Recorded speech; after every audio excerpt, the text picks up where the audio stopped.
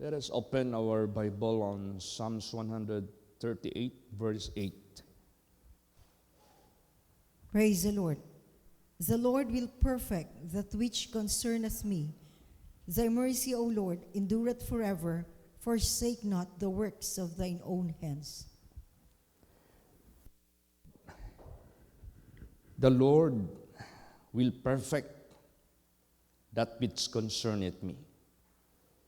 So, ang tanging Panginoon lamang ang makapagsakdal o makapaghingpit sa atong kinabuhi. This is concerneth me.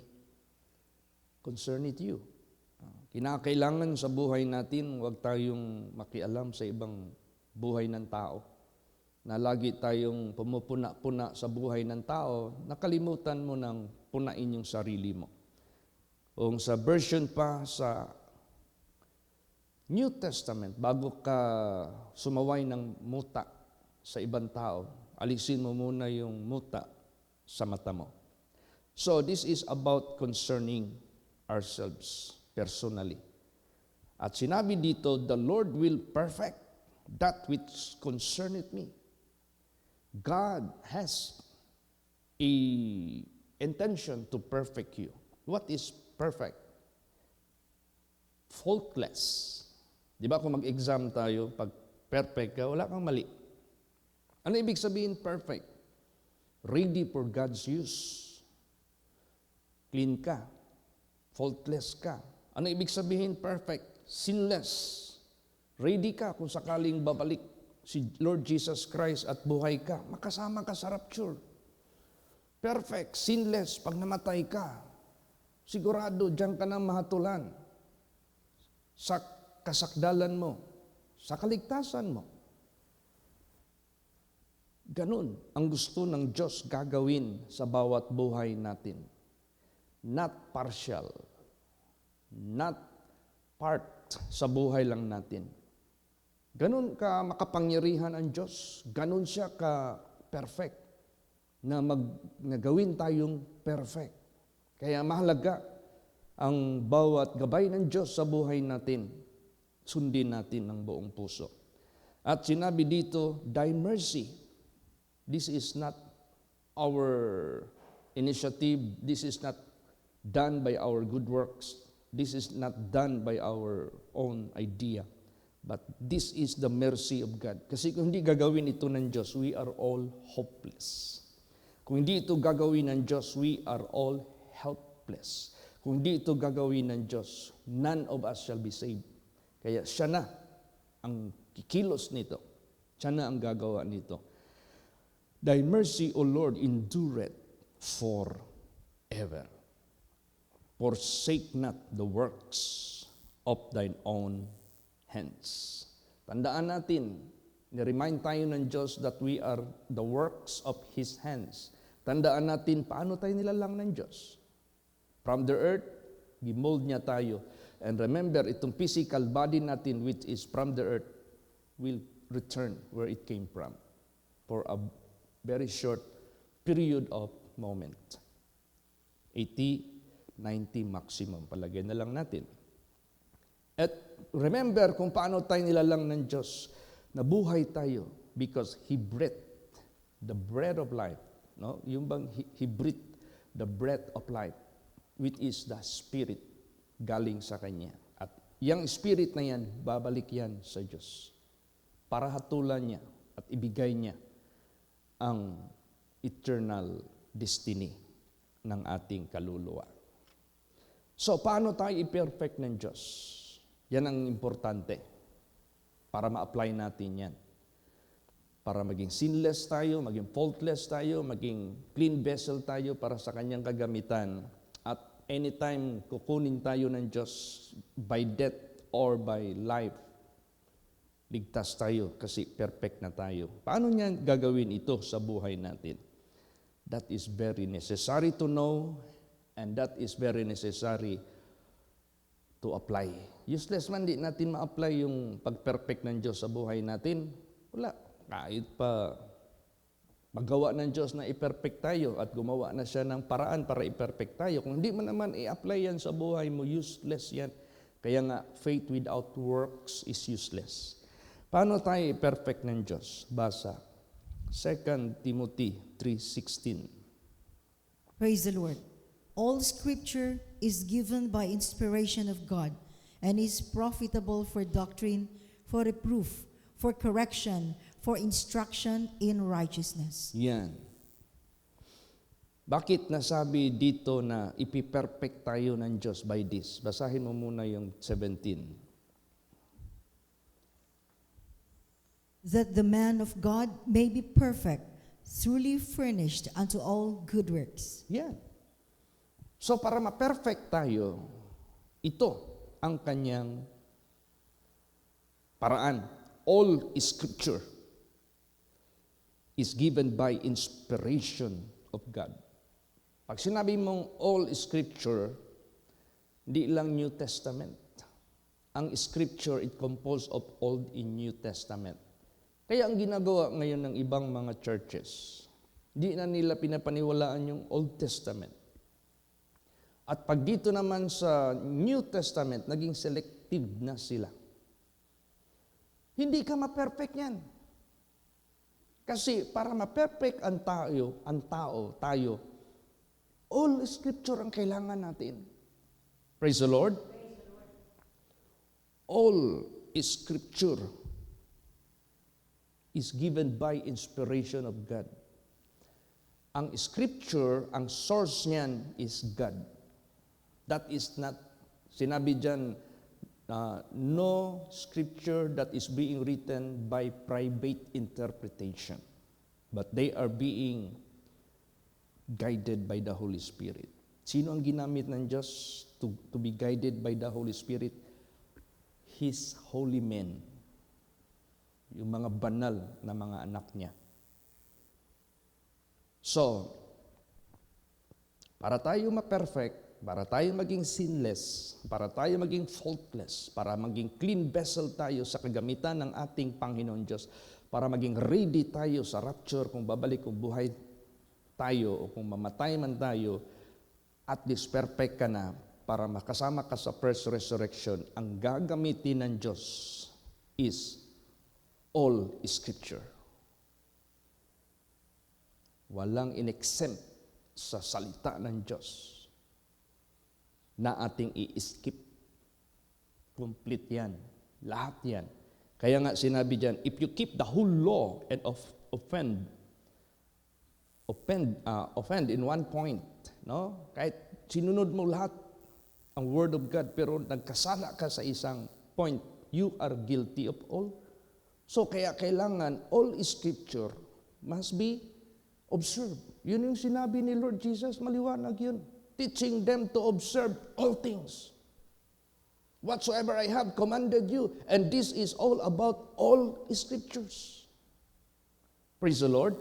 And when in fact, kung babasahin mo dito, ang scripture na word, singular pa. All scripture. Kasi itong word of God from Genesis to Revelation, isa lang ang author nito. And you cannot divide it into many parts. You have to keep and do all as one. Amen? Praise the Lord.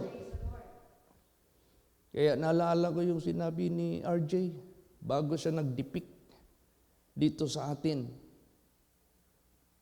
Nag-pronounce na siya na stick lang daw siya kay Paul sa teaching ni Paul. So binawasan na niya. Ang daming mga holy men of God dito, in-skip na niya. Hindi na sila naniniwala sa inuutos sa Old Testament. At hindi lang. Ang grupo nilang gumagawa niyan, halos lahat na ng grupo. Karamihan. Huwag mangyari yan sa buhay natin. Kasi very clear ang instruction ng Diyos, all is scripture. And the source of it is God, not man. And what is the purpose of all scripture? Which is the source from God. The author is God. Is profitable. Pag sinabing profitable, useful. Pag sinabing profitable, effective. Pag sinabing profitable, talagang may bisa yan. For what? First, doctrine. Second, reproof. Third, correction. Fourth, instruction in righteousness. What ibig sabihin ng doctrine? Doctrine, tuturuan tayo what is right. Doctrine, turuan tayo, this is the right. Ito yung tama. So walang magbibigay sa atin ng doctrine na magtuturo sa atin, this is the right for you to do para maging perfect ka. All Scripture. Lahat, wala kang i-skip dyan. Tinuturuan tayo what is right. Ano yung reproof? Pag sinabing reproof, magsasabi sa iyo what is not right. Sinasaway ka ba? Oy, that is not right. That is reproof. O dito yan sa all Scripture. Natin mababasa lahat yan. Lahat nandito na. What is not right? Mababasa natin dito sa all Scripture na yan. Amen? Praise the Lord.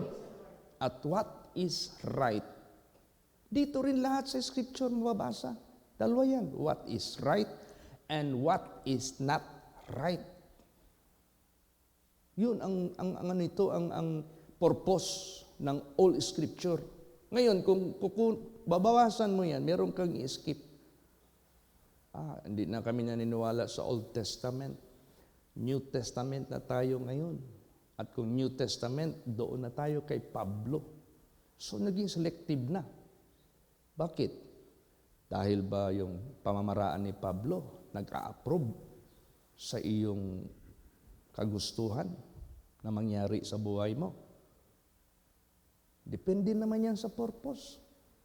Si Pablo naging tent maker kasi pinadala siya ng Diyos sa mga Gentiles. Pag sinabing Gentiles, in their days, panimulain yan. Kaya sabi ni Paul, para hindi ako maging pabigat, I must be a tent maker para hindi ako maging burden sa kanila. Kasi panimulain yan, pioneering yan . Ako, nag-pioneering ako sa Manila. Anong ginawa ko? Naging ako? Baluter ng uling. Anong baluter? Nagbabalot ng uling. Paninda. Para hindi ako pabigat sa magulang ko. Pero not meaning to say, pag na-establish na yung congregation mo, applicable pa yan sa buhay mo. Tingnan mo si Peter and the disciples sa Acts. Nung established na ang mga Israelites, people of Israel, na marami nang na-bless, marami nang sumunod. Di ba? Sabi nila, we cannot serve tables and leave the Word of God. Hindi namin pwede iwanan ng Word of God, mag-serve ng tables. So, tables, that is relation sa material works. Hindi namin pwedeng iwan. Nirepriman na nga kami ng aming master. Nung bumalik kami mag-fishing, pinakita niya sa amin, wala kaming kuha. Kasi hindi yan gusto ng Diyos. Tinanong na nga ako, sabi ni Peter, tinanong na nga ako ni Jesus, Peter, iniibig mo ba ako more than this? Tinuturo yung mga fishing na gamit. So, dapat, kaya ang Bible, hindi mo pwede na selective. Magkakamali tayo dyan. Praise the Lord. Kasi dyan sa all Scripture, pag sinabing doctrine, yan na yung magtuturo what is right. Pag sinabing all Scripture, nandyan yung reproof. Dyan yung magtuturo sa atin what is not right. For correction. Ano yung correction? Ang correction, para bang exam, 10 items. Sagot. Mag-check na tayo. Kuha mo 5 lang. Pass the papers. Ang gawin ng teacher, kung 5 lang ang score mo, mag-note yan. This is the correct answer. This is the correct answer. So, pag sinabing correction, to guide you, for you to get the right. To guide you to correct you para i-guide ka sa tama. Ito yung Bible. Sa buhay natin, ang dami nating mga wrongdoing sa unang panahon. Paano tayo na-correct?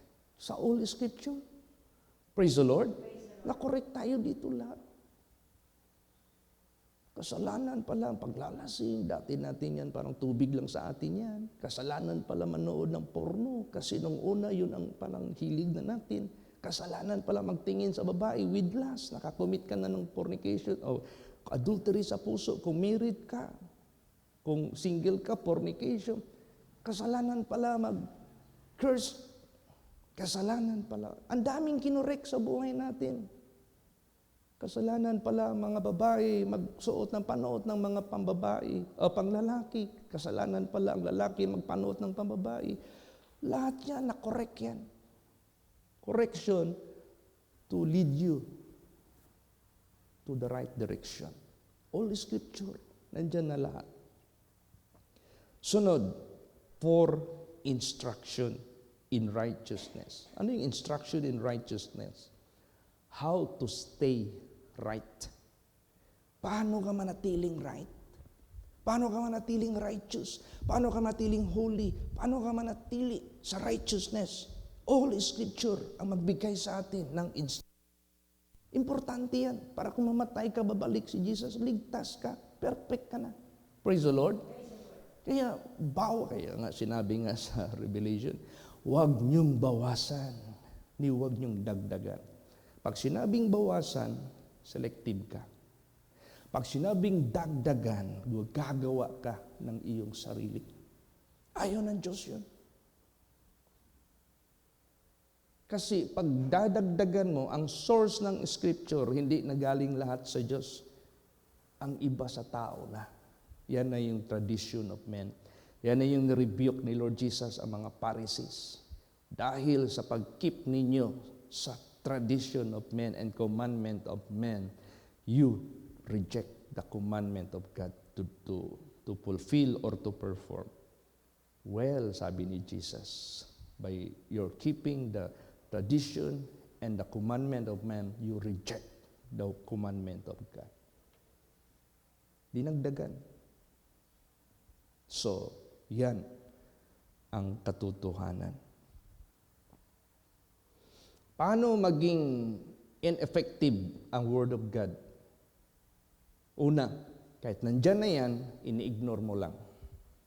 Kahit nire-review ka na, kino-correct ka na, ginaguide ka na ng Diyos na maging perfect ka, ini-ignore mo lang. Hindi maging effective ang salita ng Diyos. Ano pa? Perfect yung Word of God na mag-perfect sa buhay natin. Tapos iti-twist mo. Daming twisting. Yung mga si Satanas, tinitwist niya ang Word of God nung tinempt niya si Adam at si Eve. Gituis niya ang bulong sa Diyos. Twisted. Ang daming mga pastors ngayon, mga doctrines ngayon na twisted na. Sinabi lang sa salita ng Diyos, not of works lest any man should boast, it is the gift of God. Gitwist na nila yon. Habang naglilingkod ka kay Jesus, wala na wrong works. Hindi nila alam ang basihan doon, paano ka niligtas ng Diyos, paano ka pinakamatayan ng Diyos, paano ka inibig ng Diyos. Hindi dahil sa works mo. It is the grace of God. Pero matapos naniwala ka, nagrepent ka, tumalikod ka sa kasalanan, may instruction si Jesus sa works natin, go and sin no more. Praise the Lord. Nandyan ang works. Hindi pwede na i-omit mo na yan. Twisted. See? You ignore, you twist. Ano pa? Delay. Hindi mo kagad i-apply. Sabihin mo, tsaka na. Makomplete ko na itong bagay na ito kasi kailangan ko pang haluan kunti ang aking buhay na sinuitik. Tsaka na ako maging obedient perfectly. So, anong nangyari? Dinidelay mo. Ang dami ditong sinabi, when they say peace and safety, sudden destruction happen upon their lives. Kasi hindi nila take advantage yung tinatawag na I delay not to keep thy commandments. So, useless. I-ignore mo, i-twist mo ang Word of God, i-delay mo yung pagsunod. Then lastly, yung selective ka. Pipiliin mo lang. Mali yan. Para mo na ring binawasan ang salita ng Diyos. Kaya mag-ingat tayo sa buhay natin. Kaya nga yung nakita sa vision kay RJ tsaka kay Charity, na pag-alis nila dito, papunta pa lang doon. Hindi pa nakarating sa Samal, meron na silang agenda. So nakita doon na may itim na yung mga damit nila. Yung mga gamit nila may mga itim na. Bakit? Kasali ang gamit. Kasi gamit yan sa ministry. Hinahaluan mo na ng mixed na. Hindi na all scripture twisted na. Hindi na all scripture selective na. Hindi na all scripture na dapat kaagad ipasunod. Huwap-huwap na. Yung lahat ng mga warning dito na pinagbabawal na mapahama ka, ini-ignore. Hindi pinipreach.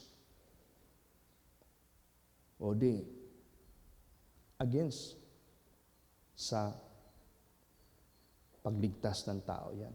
Pag sinabing ipe-perfect ka ng Diyos, means ililigtas ka. Hindi natin yan sundin. Hindi natin yan i-apply. Wala tayong kaligtasan. Dahil maging selective na tayo. Yan. So, basahin natin ang content ng Scripture. Sige, Psalms 19, 7 hanggang 11. Praise the Lord. The law of the Lord is perfect, converting the soul. The testimony of the Lord is sure, making wise the simple. The statutes of the Lord are right, rejoicing the heart. The commandment of the Lord is pure, enlightening the eyes. The fear of the Lord is clean, enduring forever. The judgments of the Lord are true and righteous altogether. More to be desired are they than gold, yea, than much fine gold, sweeter also than honey and the honeycomb. Moreover, by them is thy servant warned, and in keeping of them there is great reward. Praise the Lord. Ano ba yung law of the Lord? That is His will, and that is why He command it. After He command it to do, na gawin natin, He became law. Naging law yan. Batas na yan. Perfect yan kasi ang source niyan, ang Diyos. Yan yung magko-convert sa kaluluwa natin na nadungisan. Minsan, nagkasala, minsan, iko-convert yan ng Diyos. From darkness to light, from worldliness to holiness, from unrighteousness to righteousness, from being sinner to a righteous person. Iko-convert ka talaga. Babaguhin ka talaga. Totally. The testimony of the Lord is sure. Anong testimony of the Lord? When can you make testimony? When can you do testimony? You are telling the past. You are telling the experience of yours of the past. So ang Bible, these are the past and the future. So yung past, testimonies. So ano yung nangyari doon kay Lucifer sa langit na nagmataas, binagsak? Kung magmataas ka rin, sure, babagsak rin. Kung ano yung napahamak sa mga tao sa panahon ni Noah dahil hindi sila naniwala sa servant ng Diyos. Lahat sila napahamak, walang iniwan na isa. Sure yan, mangyayari din yan sa mundo. Ang testimony ng Diyos, sure yan.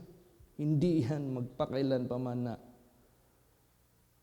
magkaroon niya ng uncertainty, magkaroon niya ng tsamba-tsamba. Hindi. Sure talaga yan.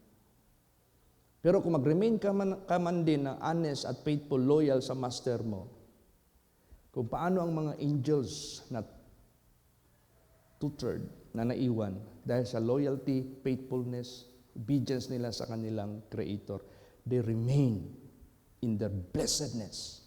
Ganon din tayo. Kung sundin natin sila, ang blessedness at salvation, hindi na mawala sa atin. If we remain. Sure yan. Praise the Lord. Ang daming testimonies ang Diyos na importante. Sige, sundin mo si Joseph. Kung paano siya manindigan ka rin, i-promote ka ng Diyos. Promote ka talaga ng Diyos. Sure talaga yan. Sundin mo si Haman na mayabang, kung paano siya binagsak. Sure, babagsak ka rin. Lahat yan, sure. Kaya nga, making wise the simple, magbigay sa atin yan ng wisdom. The statutes of the Lord are right. Yung mga statutes ng Diyos, He will bring you what is right. Yung statutes ng Diyos. Rejoicing the heart. Makapagsaya sa puso mo. Bakit masaya yung puso mo? I don't have any guilt. I have a peace in my heart. Whenever Jesus will come, I have a joy. Di ba? Praise the Lord. May joy ka. Rejoicing the heart. The commandments of the Lord is pure. Ang commandments ng Diyos from Genesis to Revelation, walang halo yan. Pure yan. Wala kang i-skip dyan. Kaya nga lagi sinasabi, all Scripture. Jesus said, teaching them all things whatsoever I have commanded you. Amen? Praise the Lord. Kaya mag-ingat tayo. Pag may mga churches sa mundong ito, nahihikayatin ka. Tapos, selective lang yung kanilang ginagawa sa Bible. Ma-discern mo na yan. Wala yan. Hindi yan sa hindi yan sa Diyos. Sa diablo yan. Deception yan. Ang dami ngayon sa sanglibotang ito. Sabi mo, mag-judge ka naman, Pastor. No, I'm not judging. I'm not the one who is telling it. It's the Word of God. It's the Word of God, ang salita ng Diyos. The fear of the Lord is clean. Pag may takot ka sa Diyos, malinis ka, wala ka talagang dungis kahit isang dot. May takot ka sa Diyos, clean ka. Pag yung takot sa Diyos, i-withhold mo yan sa buhay mo, endure it forever. Tatanda ka na lang. Kukunin ka na lang. Hindi ka madungisan. Yan ang takot sa Diyos. Diyan tayo tinuturuan lagi. Amen? Praise the Lord. Yan lahat ang all Scripture. Itong lahat na ito, na perfect, na mag-convert sa atin, testimony na talagang sigurado yan, at yung statutes right, at saka yung takot sa Diyos, at saka yung commandment ng Diyos na pure, na mag-i-enlighten sa atin.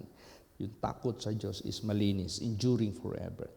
The judgments of the Lord are true and righteous altogether. Ano yung judgments? Execution. How God execute judgment in heaven. Those who lift up themselves and fought against God, they were cast down. Sure yan. Kaya tayo rin, pag mamamataas tayo, sure yan. Bagsak talaga tayo. Ibabagsak talaga tayo ng Diyos. Hindi tao magbagsak, ang Diyos mismo. Ano pa? Yung mga naligtas na 8 souls na niligtas ng Diyos, judgment ng Diyos yun. Bakit? Dahil sumunod sila ng buong puso. Kung basahin mo yung si Noah, all the commandments of God, Noah did. Lahat ng instruction ng Diyos sa kanya. Anong height, sinunod niya. Anong width ng arka, sinunod niya. Saan ang bintana, sinunod niya. Anong kahoy, anong pangdikit, lahat.